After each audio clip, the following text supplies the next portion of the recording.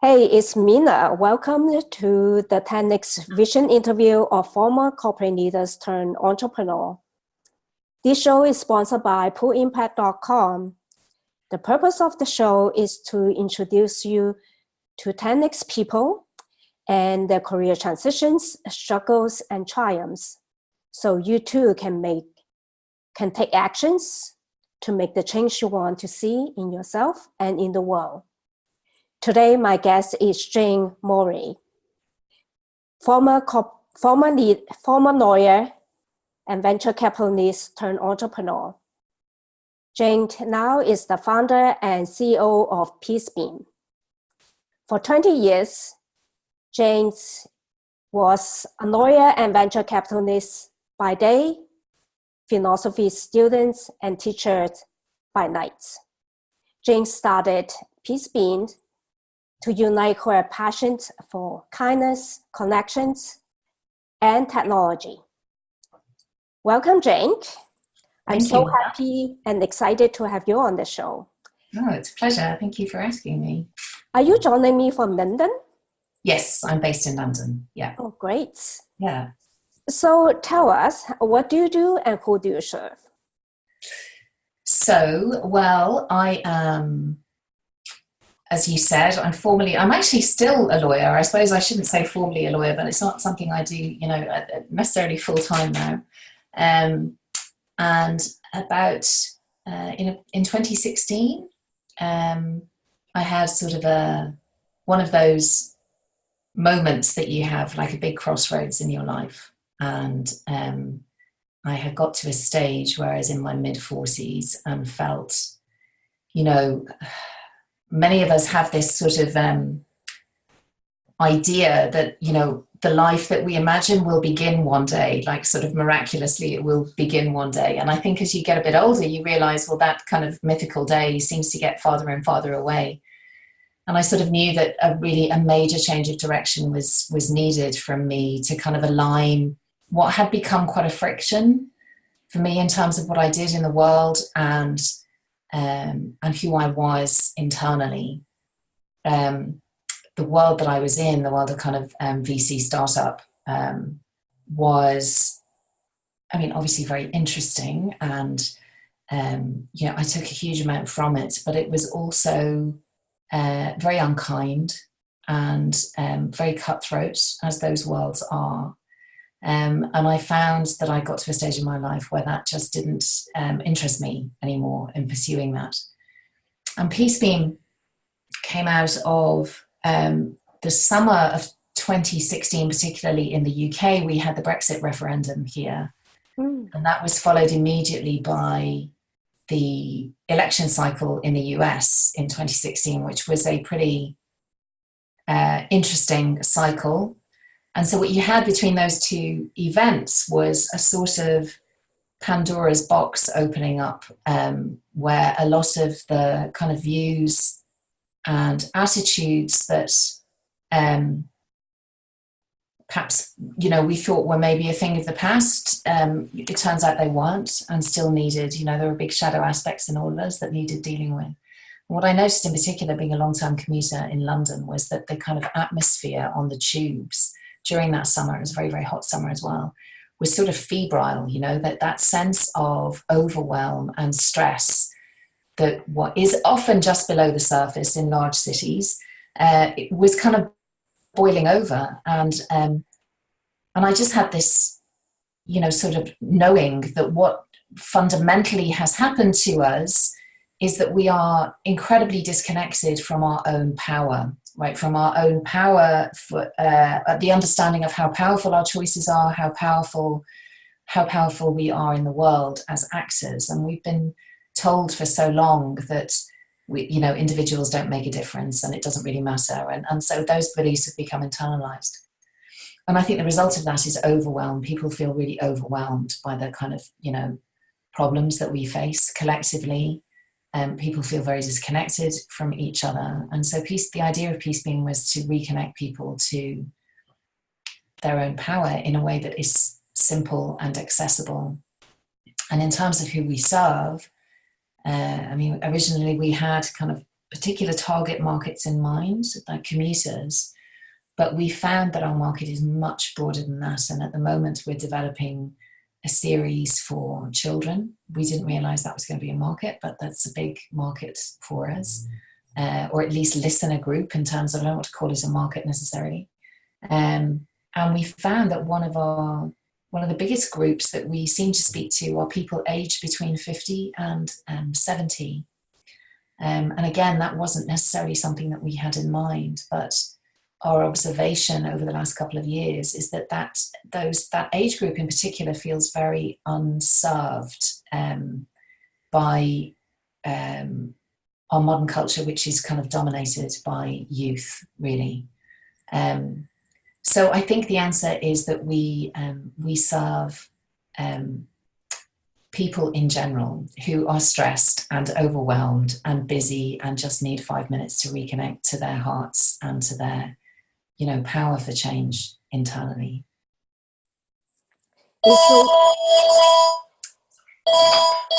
Switch that off. So, yeah. It's so true about, for us, even 5 minutes, when I listen to your meditation audios, as simple as just notice how you feel in your body. I find it profoundly simple, but we forgot about it. Yeah. It's like, wow, why do I need someone or a guided meditation to tell us to relax and to feel our body? But we do.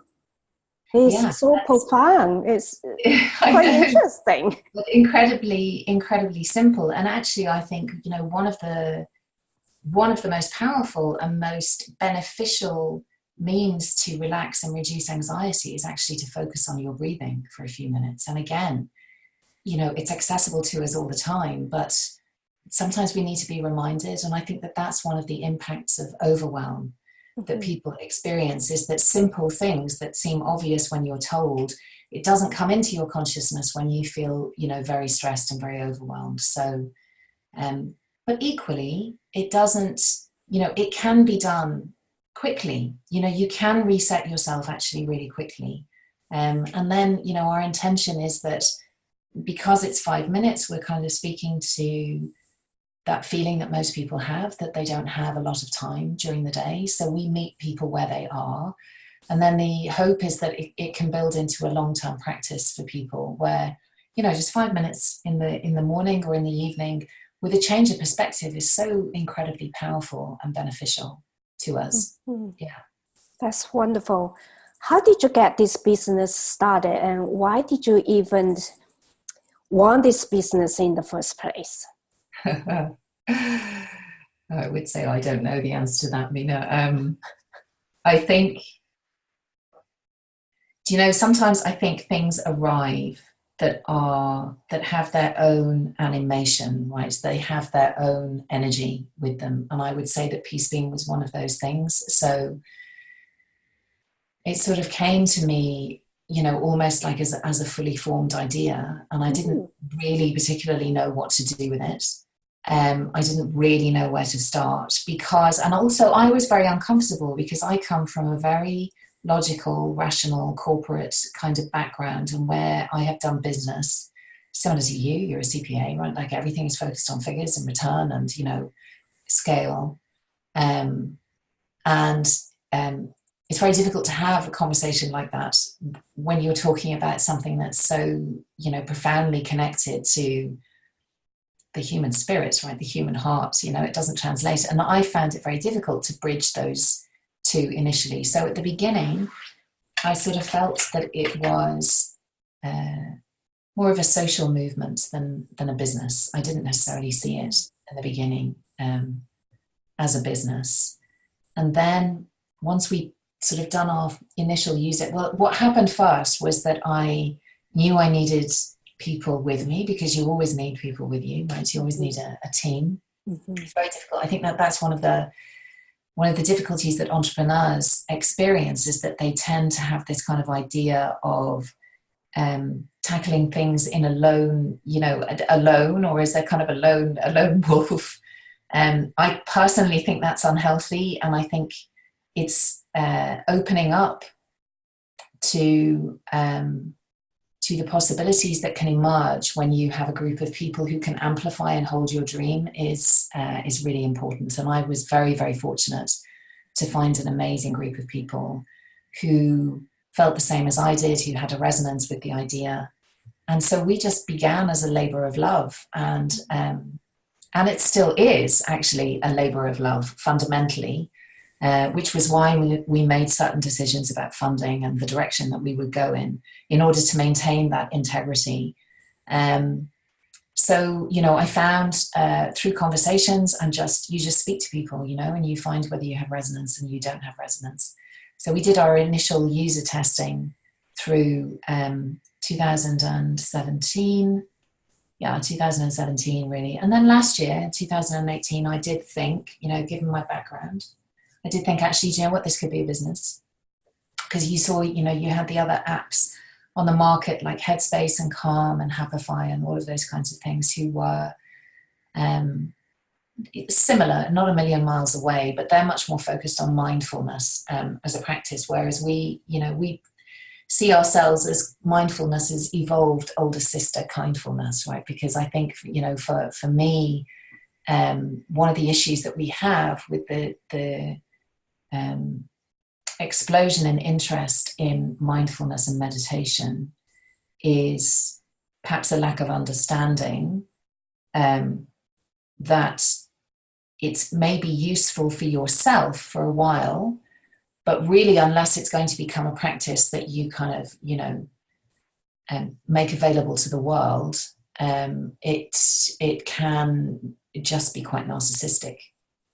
And the ancient traditions around those things were always focused on the that important element of compassion, and compassion in that sense, not going beyond an understanding of somebody else's struggles or suffering, but the desire to do something about them, right? That's a very active, moving force, and so we that's where we see.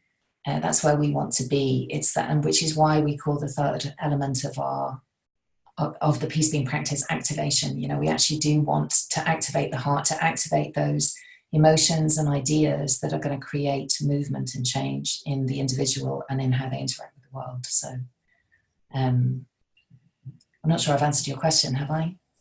Yeah. When you talk about the mindfulness versus meditation, and when you talk about the headspace, the apps, how people use it to do mindfulness, and then the difference between the Peacebeam, the kindfulness.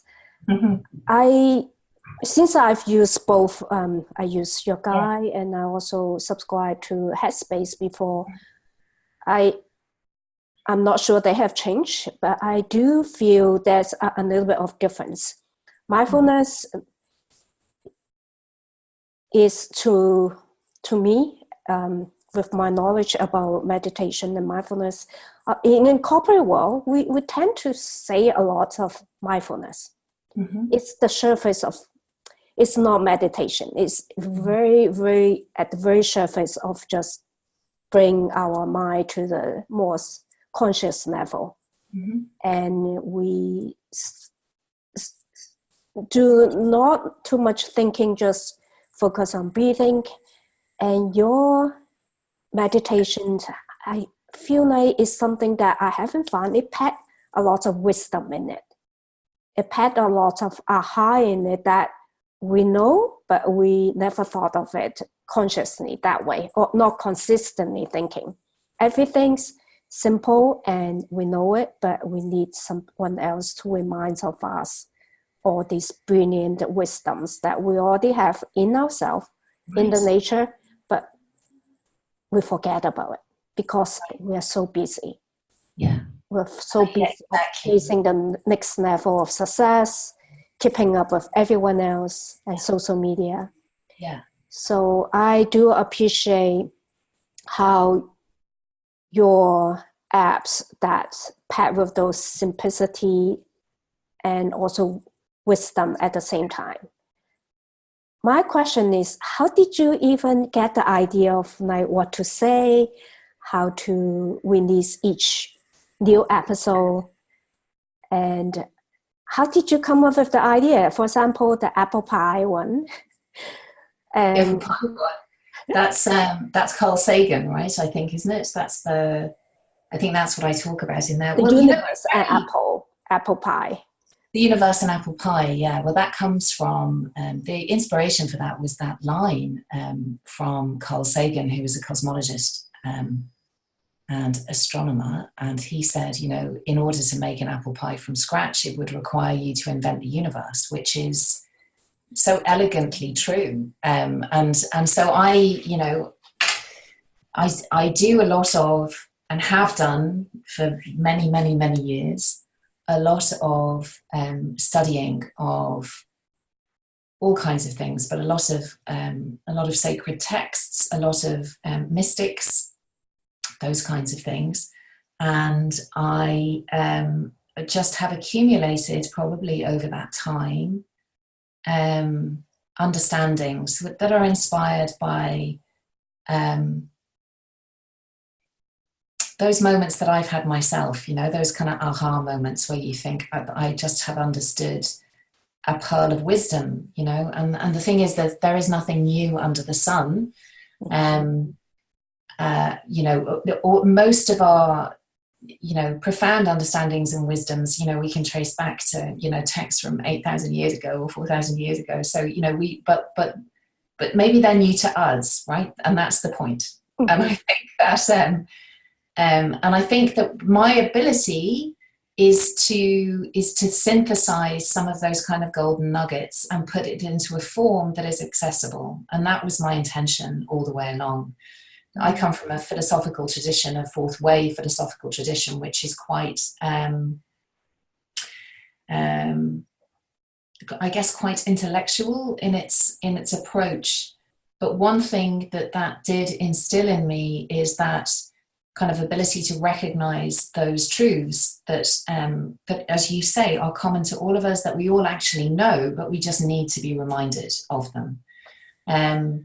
So that's, you know, that's where it all came from. So it's a natural, I guess it's a natural expression of, you know, the last 20 years of study for me and kind of work and, you know, all of those kinds of things. And then I will hear something and I'm able to kind of hear other layers in it and then construct something around that I think is accessible to people. So that's where it comes from. I mean, that's not a particularly, I mean, I'm not giving you kind of, you know, any massive insights there. It's, you know, it's a kind of a natural thing. And now, originally I wrote all of the content, but a couple of other members of the team have now started to write. So we'll have slightly different voices coming through as well.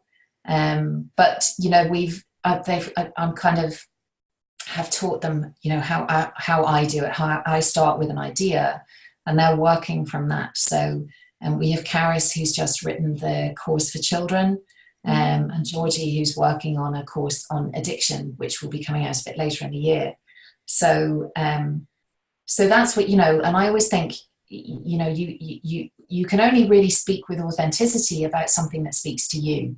So if it's something that, you know, is you recognize as a wisdom or a truth, it's likely to be the same for a lot of other people, but maybe it just needs to be distilled into something that's simpler and more accessible for all of us, you know, because, you know, like you were saying, with the kind of world that we live in now, and also it's a very visual world, right? You know, we're required to read so much, to watch so many videos. Everything is kind of this like stimulating input all the time. And I think to sit quietly for 5 minutes and listen to a slightly different perspective on the world is very relaxing.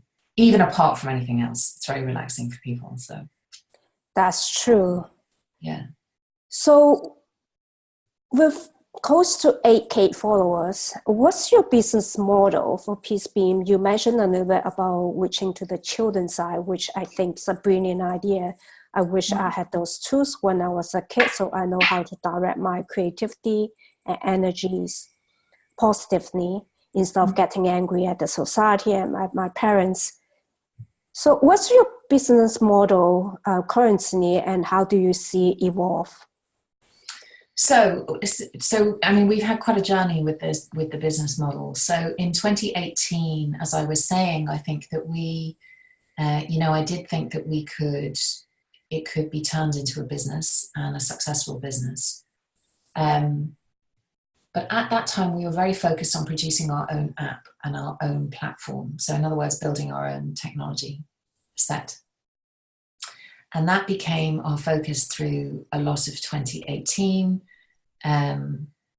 Personally, for me, one of my main interests, which comes from my background as a lawyer and having worked as a VC, is the idea that the company has to be reimagined if we're going to thrive as we move forward. So this idea of a very confined number of stakeholders in the Anglo-American model, there's nothing wrong with the model. A private limited company is absolutely, as a legal concept, is beautiful and perfect. But where you have very tightly defined stakeholders, it creates and has created imbalance and really significant problems, I think, globally. So I don't think that is any longer a sustainable model for the company. So part of our business model was we're very intent on creating an internal fund where we, from profit, where we will make capital available to kind of peace-related projects that ordinarily wouldn't get access to capital. So that's something that's very, close to all of our hearts. But what we found was, with that intention as a model and approaching kind of the more traditional VCs or angel investors, that was problematic for them. And listen, having spent years on the other side of the desk, I totally understand why, because they have liabilities to their LPs and everything. I completely understand that, which is why there is a big vacuum for alternative finance, let's put it that way, at the moment, because there are a lot of people who do want to kind of alter how they look at the purpose of a company, and traditional VC is not, isn't geared for that. It simply isn't geared for it. The other point was that we were still very early stage, and actually our USP and what we are really good at is content. And I had,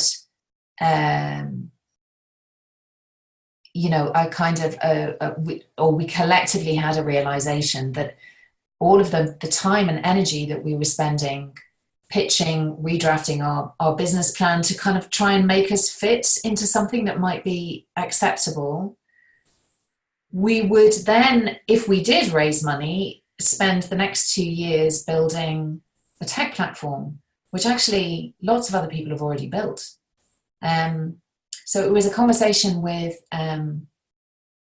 somebody from a kind of a more conscious investment fund, if you like, where he suggested that we test the product first on an already established platform, which is why we went on Insight Timer and partnered with them. And then it would give us an idea of our market, how the product was received in the real world.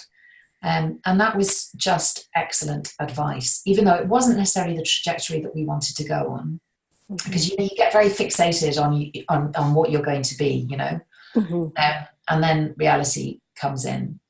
But it's important that to take notice of the direction actually that you're being pushed in, because the collaboration with Insight Timer, and we're collaborating with Meditation Studio as well, which is another American app, has meant that we could actually really begin to understand, our particular USP, if you like, which is the production of content that has real heart and kindness in it. And one of the feedbacks that we get from so many of our users is that they can hear the kindness, they can hear the compassion, and that is our intention. And that can't be produced, you can't churn stuff like that out every day. So it takes, that takes time. It takes set and setting. It takes intention. And so partnering with people who already have established platforms means that we can spend the time doing that and really building a committed community, which we're in the process of now. And the other surprising kind of direction that we have been pushed in as a result of that creative constraint, if you like, of not being acceptable to the traditional VC route. And we view it, we're terribly positive. We view these as creative constraints as opposed to disasters. Is that we were approached by some players in the audiobook market. And we've just signed a contract with Findaway, who are one of the biggest distributors in audiobook, because our content is actually perfect for forming into audiobooks and shorts, where people are able to kind of, will be able to buy them in that format. Some of the courses that we're producing are much more suitable to audiobook. And so that has been an avenue that would never have presented itself to us. And one of our kind of advantages, if you like, in that is that we are the author, the narrator, and the producers, which is very unusual in that market. Normally, they're kind of like lots of different roles, but we do all of that in-house anyway. So for us to then pivot into the audio book market as a channel for distribution is something we're really excited about, and we certainly didn't anticipate. I would love to say that was our grand plan, but it wasn't. It just kind of happened like that. So we were fortunate. So that's our project for the next kind of 6 months, as well as, we're still producing content for Insight Timer. And then ultimately our plan, is when we built a real community that we have done all of the work in terms of our brand that we think we can do, we will then look again at producing our own technology platform or our app to do it. But for now, while we're in that process of building, we're very happy to partner, and it works better for us, That's amazing. Now you mentioned the audiobook. Besides seeing, because now the app on Insight Timer is more of a free downloadable guide. Eventually, there's so many models you can go, like the subscription. Yeah. And then you can offer, not that you want to do the courses, and also face-to-face, your possibilities endless. Yeah, I think so. I think, and that's, but the possibilities are only endless if we really put the care and attention that is required into the content now. And so really that's my main aim, is to make sure that the heart and soul of who we are is maintained integrally and intact. And for that, there are certain sacrifices that have to be made. One of them is scaling really quickly. And the other one is that kind of like idea that all entrepreneurs have at their back of their mind. They might not be honest about it, but everybody kind of thinks, wouldn't it be amazing if it was a unicorn? But, Genuinely, a company like Peacebeam or those kinds of companies, I think what is required to become a unicorn, which is intensive scale very quickly, we don't fit that model, and we never will. And so, just coming to terms with that is really important as well. I would say for people, you have to reset your ideas of what it is that you want to do. True. Yeah. With currently, is Peacebeam self-funded by a group of you? Are you the co-founder, or you're the sole founder? No. There are 6 of us co-founders. 7 now. Actually, we just had somebody else come on. And in terms of, we are bootstrapped to an extraordinary degree. Some money has been spent, but I really mean it's minimal. Mina. So and this has been an experiment for me as well, because I came from a background where if there was a problem, you just threw money at it, right? And then demanded that it be fixed. Mm-hmm. Yeah, nice. Where you don't have that option, right, it really requires you to walk your talk, right? So we have all had to really live what it means to give generously, what it means to mine kind of your own heart. Are you really serious that actually you want to make the world a better place? Or are you only serious about that if you're going to be paid for it? And so all of those kind of truths we've had to really, deeply live the last 2 years. And I'm, just like thrilled and delighted to say that the team is still together. I mean, everybody does other things as well, but and we're spread all over the world. So, we managed to coordinate it, with like 11-hour time differences and stuff like that. And, real heart. So, and that has allowed us the possibility of going down this avenue where we can now see avenues where we can, we can fund based on, sale of product in a way that wouldn't have been possible earlier. So, and, if it does, it may, I kind of think this will be maybe in about 9 months' time that we would look for external funding again. If it came earlier, I think that would be okay, but it isn't something that it is a huge requirement for us. So we have all of our branding is produced by Rachel. A lot of our content, I do most of the content, but we also have Karis and Georgie working on that as well. So everybody is, everybody's in it because they care about it, right? That's the thing. So that's so beautiful. I know how hard it is. Well, since really hard. Yeah, it's really hard. Since I also, when I start my startup, I also had a business partner. Just finding one business partner you can enjoy talking with is hard, let alone of 6. Where do you find these people and how did you find them? Well, God, if it's just, it's so weird. It's circumstance. A couple of them I knew already, and they were at stages in their careers where they really were having those moments of, I have to do something else or be involved in something else at least, otherwise I will go mad. So there were a couple of those. And some, it was literally kind of serendipitous meetings. And then you have the first conversation and then the second conversation, and people have been introduced by other people. And I don't know. There is some strange kind of alchemy in all of that. And I think as well, Mina, actually, again, the creative constraint of being totally upfront of people and saying, you know what, this has to be like that we're all involved. And what I did as well is I ensured that it's a totally flat hierarchy in terms of equity split. Everybody got the same. And that has pertained whether you've been active over the last 2 years or not active over the last 2 years. So that takes out a lot of complexity around conversations about value. And I spent all of my career having conversations about value, and I never want to do it again. So I've just been very clear, I can't say that I am more valuable to this concern than somebody who looks after the social media, because everything works as a cohesive whole. One doesn't exist really without the other. So I think it's recognizing the value equally is very important.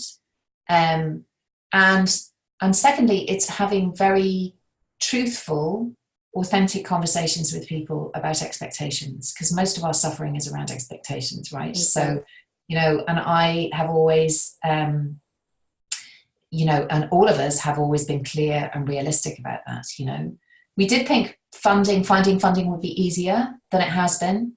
But actually, the fact that it was difficult for us a year ago has put us in the position that we're in now that we would never have been in. So, it's roundabouts and swings as well. I would thought as a lawyer and a former VC, you would have it easier than most of us who start a startup. So do you think you and your 5 other partners just struggle as much because entrepreneurship is actually quite messy and complicated in a way.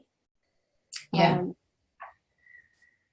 I don't know. It's a difficult question to answer kind of objectively, isn't it? Because I mean, I don't really have anything compare it to. I mean, the one thing I have on my side is I'm quite old, Mina. So, you know, I think that makes a difference, right? Because with that comes experience. Most of the team are much younger than me. So they would be, you know, there's kind of like a maybe 20-year age gap, I think, with a lot of them. So I think my experience in VC and startups in general has been helpful. In terms of the actual reality of struggling as a startup and you know, all of us being entrepreneurs, no, I don't think it's necessarily easier if you have my background. I think it probably makes you a bit more pessimistic, which maybe isn't a bad thing. I don't know, and perhaps a bit more realistic. And I think maybe because I was able to adjust my expectations very realistically, that has taken a lot of the unnecessary suffering out of it, right? Because a lot of suffering is unnecessary. But it doesn't mean that it is any less of a struggle. I mean, you know, it is, and you have days. Everybody does. All entrepreneurs have this, where you think, I have literally no idea what I'm doing this for. It is the stupidest thing I've ever thought of. You have those days. I don't have many of them anymore, but you know, you have them, of course. Yeah. Yeah, that was so interesting. That's why I told people that entrepreneurship is actually harder than I think. It's really hard, but at the same time, quite rewarding. And surprisingly, it makes us grow up. I never thought I grow up until I step into entrepreneurship and then learn the things the hard way. Because most of us in our corporate trajectory is going up, up, up, up. And then for some reason, there's a lot of people try to put you up because of your status, of course, as a VC title, for me, of the job status. So you feel like things are a little bit easy, you have leverage, you have the power, command, control, everything seems to be a lot easier. Also, you have a big team to help you out. And everything's execute much easier and it's gain, gain, gain, gain. I've never had that much failure and that much pain in my life until I got into entrepreneurship. Yeah. So I think entrepreneurship gives us the freedom in terms of creativity, but it also gives us another dimension of suffering in order to grow in a different way. Yeah, to grow in a different way. Yeah, I think it definitely does. And I think what happens, as you have just said, you know, is that the process of living is sort of an acquisition of lots of different identities. And they become very strong around work and what we kind of perceive as status, right, and position. And those identities are incredibly powerful. And when they are removed from you, that is a very painful experience. And then the question has to be, okay, well, what else is there in there that can grow in its place? And it's those are the times that it's very frightening. And you need a lot of kind of support and help with that, which I think entrepreneurs typically aren't good at asking for. But I think it's incredibly important to develop that skill. That's one of the great gifts of the humiliation, right, of loss of status, is that it forces you to be able to recognize your own needs and ask for help and assistance. If you can do that, I think that's a very important lesson, actually. Sure. Another important lesson is let go of judgments. When we were coming from a different place, we judge others and then we worry about being judged, then yeah, we go into a spin. But when we let go of it and falling in the public eyes and open to failures, for rejections, or even appreciate them, then we are like grow into a different space, into a different level. I think that is a beautiful thing about humanity as well. Yeah. Talking about kindness, your whole theme of Peacebeam, the theme is kindness. Why kindness? What's it different from love? I think there's, to my understanding in terms of meditation, there's a few things about being a human being. So one is major thing is about love, like love, everything we do and operating with love. So, but you use the word kindness. How is it different, and why you choose that particular word? Well, I suppose in my experience of life, it is not necessarily the kind of very major events that shape you. It is the very small acts and the consistent kind of choices that we make about who we choose to be in the world, how we choose to be in the world. So it's those things, those small things that make the tapestry that then becomes the life, right? The life and the circumstances that we live against, or we live with the background of. And in my life, I recall the most kind of profound impacts on me of acts of kindness from a variety of different people. And I think it can be something as small as a kind word when you were really having a terrible time. That small thing can change the trajectory of your day, of your week, potentially of your life, right? And I know so many people who have managed to get through extremely challenging circumstances and difficulties because of kindness from people. So I think, it has in our culture become a word that's associated somehow with weakness. Yes. Or at least with the feminine. Let's put it that way. Like, it has those kind of pejorative ideas that somehow it's weak, and if you're kind, it means that you're letting people walk all over you or something. Mm-hmm. And where those understandings came from is a much longer conversation that we need to have today. But one of my aims is that we rehabilitate that word and we understand its profound power. Because when we start to understand actually what it requires to be kind, firstly to yourself, right? And so that means recognizing your boundaries, recognizing your needs, recognizing why you're angry, right? That's a kindness to yourself to actually have those kind of inquiries.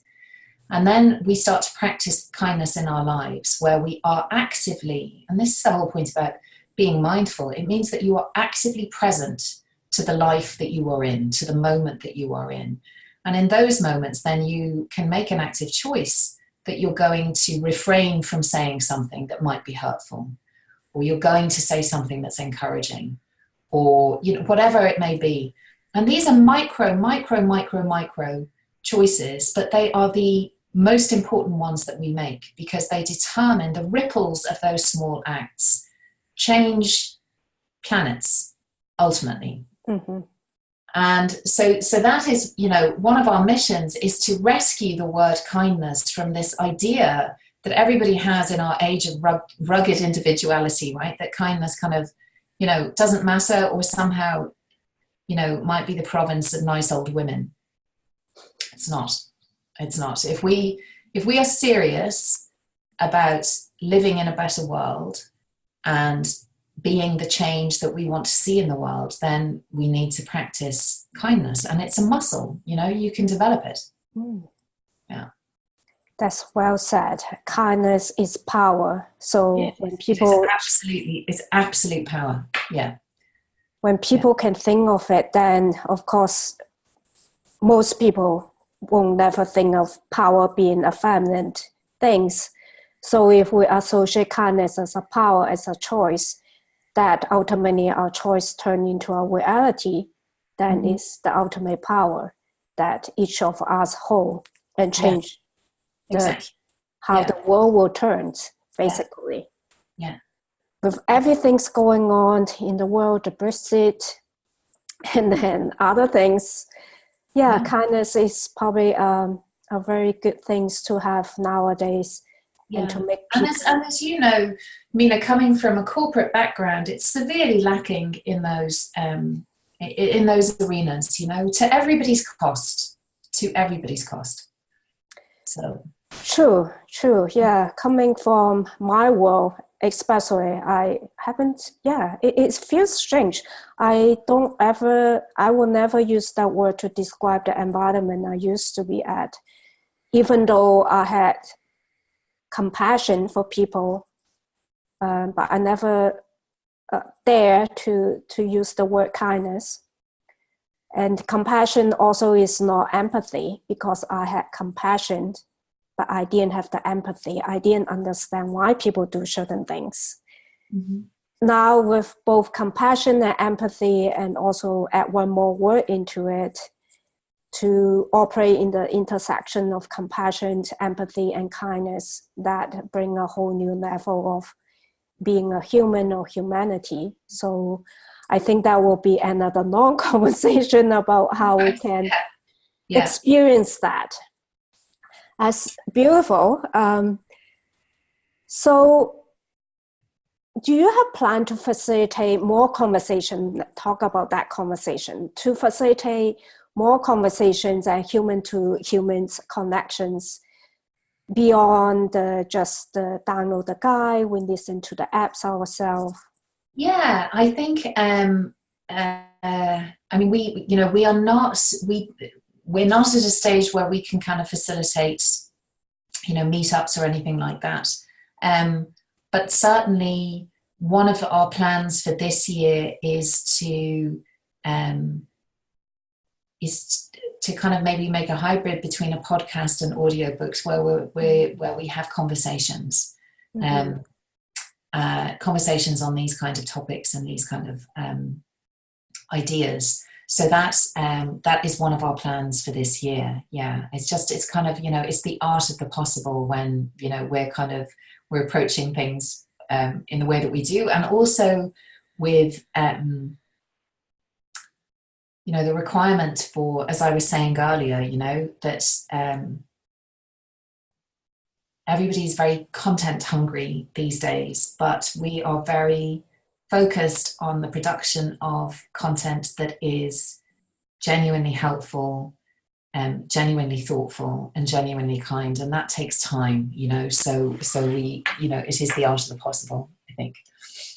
True, we are content hungry in a way, but there's a lot of sameness in the market that disguise in brilliant marketing. A lot of great marketers there. I'm also in the area of marketing as a student of Seth Godin and of marketing. But at the same time, I see how a lot of contents are hiding behind a brilliant marketing. And then when you get in and spend time, you're like, oh, I want something different. It's the sameness that I don't appreciate. Yeah. So I'm so happy to find your app. And what kind of daily habits that you practice beside meditations that contribute to your success?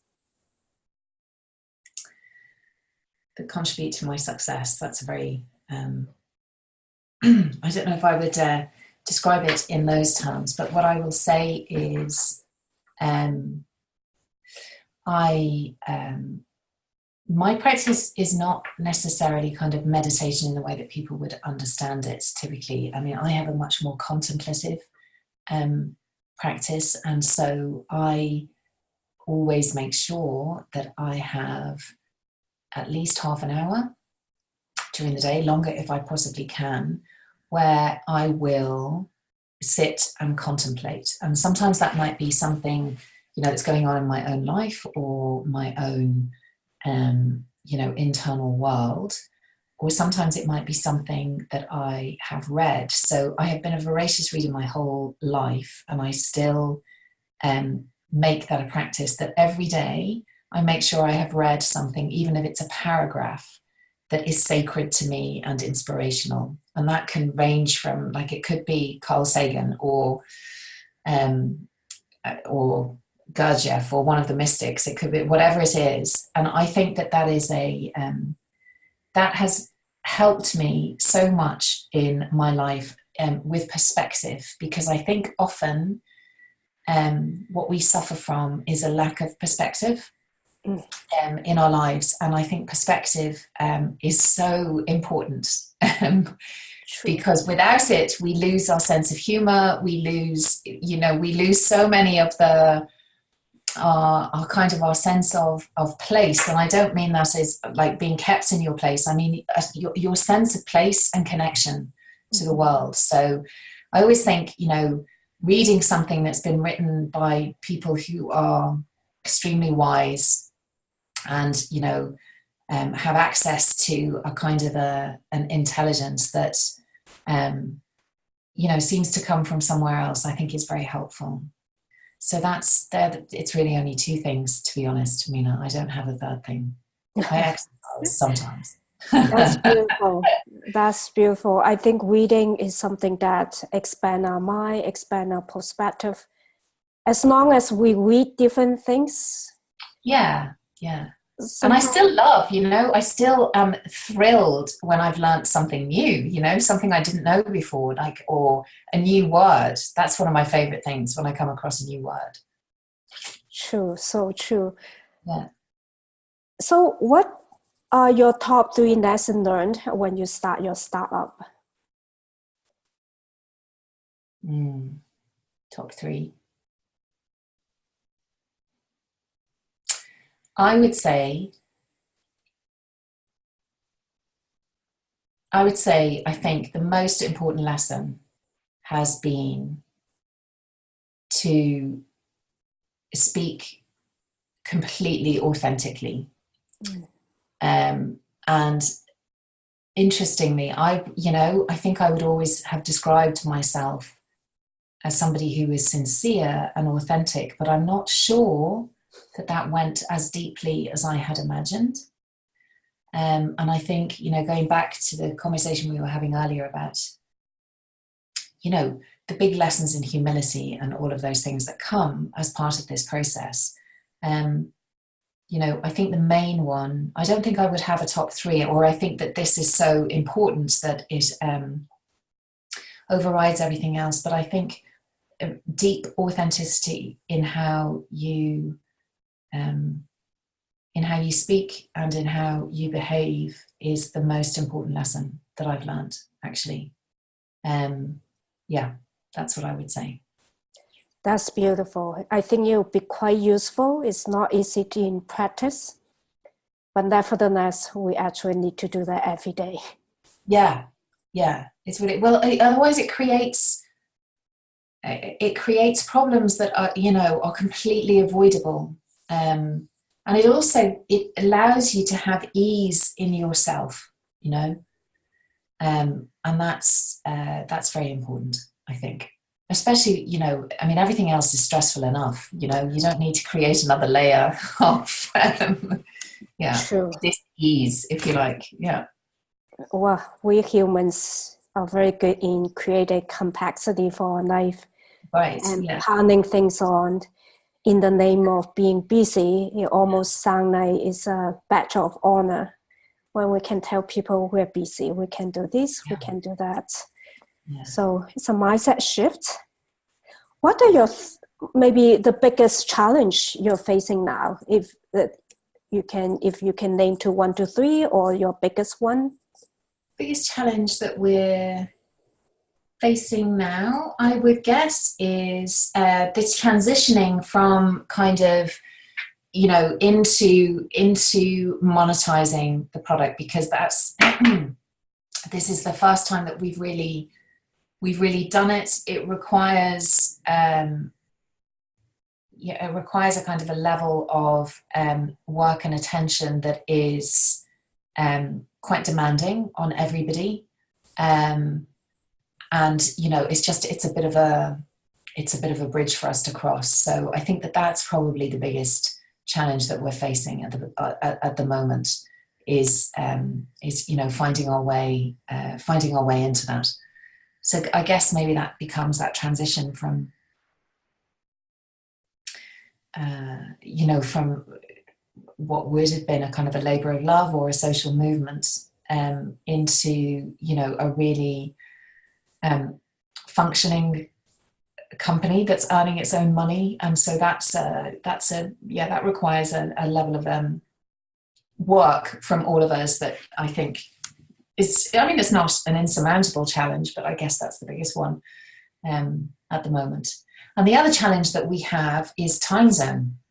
We manage it well, but you know, there is, you have to really work with that, you know, with time zones and kind of, you know, so we do a huge number of catch-up calls at kind of 9 o'clock on a Friday night or 7 o'clock on a Saturday morning, or, you know, so that's a bit of a challenge, but. Just like what we are doing now is probably like close to 6 for you, or even past, since we are having a long conversation. So what makes you get up each day and excited? What makes me get up each day excited?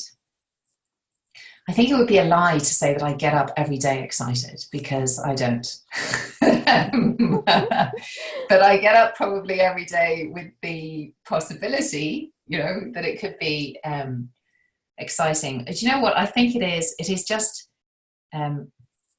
I feel a kind of, I think excitement would be probably overstating it, but I feel a sense of tremendous ease when I'm in that flow that I was talking about, that flow of kind of authenticity, where I feel that I'm, you know, authentic with myself and in how I live my life. So, and where I'm experiencing my own kindness, like the power of that, you know, like not working myself too hard, which I've done all of my life, you know, and you do have to discipline yourself about that as well, you know, like just don't put yourself in a position where you're going to burn out, because no one's going to give you an award for it.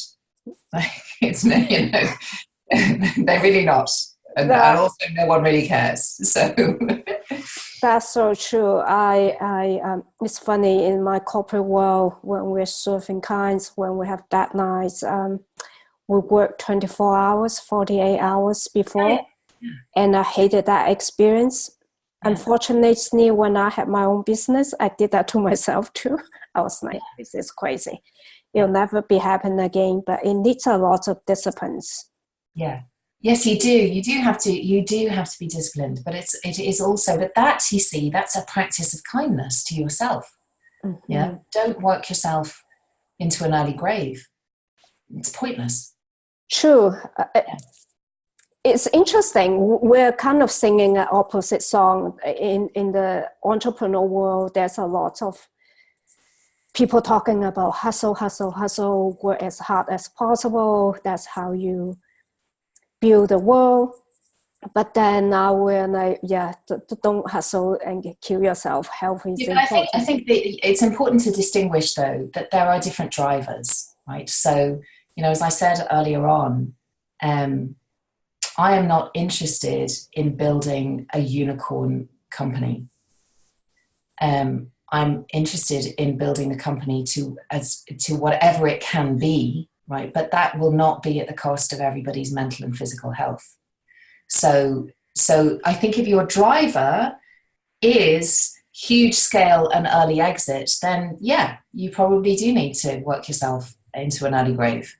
And then ask yourself why you aren't happy when you've managed to achieve that, because that's another question that will have to be faced. So I think that the drivers are different. And again, that comes back to, you know, developing a relationship or authenticity with yourself. If that is really what you want, then be honest about that and go for that. That's true. And if it's not, then don't. That's true. There's 7 billion plus of us, so everyone will want different model of life that they want to follow. Where can people find you? online? So at the moment we are on Insight Timer, and we are on Meditation Studio, which is another meditation app. And we are about to launch our first audiobook, which will be a children's book with Find a Way, and that will be in June of this year. So if people, if they go onto our website, which is www.peacebeam.com, and sign up to our newsletter, we do like a monthly update of all the new kind of areas that you can find us. And we will soon, probably, I think it will be July of this year, will be available on Spotify as well, just to make it easier for people to find us. So that's wonderful. When you say children, what's the age you're targeting? Between 6 and 12. Oh. So my son is 11, so I had him in mind when, That makes sense. Yeah. Anything else you would like to share with our audience before we wrap up today? Not really. We've had such a lovely conversation. I really appreciate it. I think just to say, for us at the moment, it's about building community and it's about having feedback. So if anybody is curious, then please listen to us on Insight Timer and feel free to write to us and tell us what you think, because we have very interactive users. Since we went on Insight Timer, and I think towards the end of last year, time is running so fast. I can't believe we're kind of at the end of April already. But so we've been on Insight Timer for about 5 months, and we've had an amazing response. We're kind of like, it's nearly 50,000 meditators, 8,000 followers. We've had almost 200,000 downloads now, which is, it's really significant for us. And we have a very interactive listenership, which we hugely appreciate, because it helps us to understand, what people want and what, the other areas that we can speak to. So that's all I would say. If people are intrigued, then please listen and do be in touch with us. Wonderful. I would highly recommend your guide to all of my friends. It's brilliant. It will be sometimes thought-provoking as well. It's not just how we relax and meditate, it's also spark a different way of thinking for us. Yeah, and that's what we aim for, like a different perspective. It's very refreshing to have a different perspective sometimes. Yes. Yeah. What's your vision for both of your business and yourself? For my business and for myself? Well, I would, my vision for Peacebeam is that we will build it and continue to build and grow organically into a brand that becomes synonymous with with loving and kind content that actually makes a difference to people. One of the most repeated reviews that we have from people is that I didn't understand that I could go from anxious to calm in 5 minutes. And so for us, that's like gold dust for us. I mean, we really feel that we're making a difference to people. So it's to build a brand and to build a library of content that is genuinely useful and will help people in their lives. It's my vision for the company. And we're, as part of that, as we go along, we're meeting partners, we're partnering with different people. So we're very open to that kind of collaboration as well. And my vision for myself, I don't really have visions for myself anymore, Mina. I'm just, I'm just grateful that, I'm able to do something in the world that I care about. It's a real privilege. So that's wonderful. How about, do you have any vision for the world? You mentioned a little bit before we started recording. I do. I think, going back to the original why of Peacebeam, which was to really reconnect people to their power. And I see that it is possible. I know that we have, really enormous challenges facing us as a collective. Mm-hmm. But I also am very optimistic. I have great belief in humanity, and I'm a realist, Mina. I know what we're capable of as well. But I have great belief in our capacity for good, in our capacity for love, and so I think the window's short for us to turn around some of the problems that we have. But I see I see it happening all over the place. And I think my vision for the world, and my vision with Peacebeam as well, is that you could start to connect up those dots where people are understanding that like their choices and the energy that they choose to put into the world makes a difference, and that they actually understand that that's tangible. It's not an idea. And I think when we've grasped that, change will be rapid and potentially beautiful for us, I think. That is so true.